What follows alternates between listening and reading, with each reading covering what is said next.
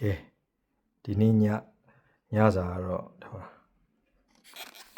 ရွှေငါးတဲ့ရွှေငါးကနေလာပို့တဲ့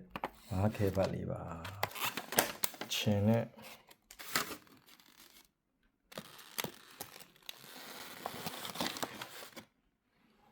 ဘိုက်ကတော်တော်စာနေရတယ်တော့ဆွဲပါပြီ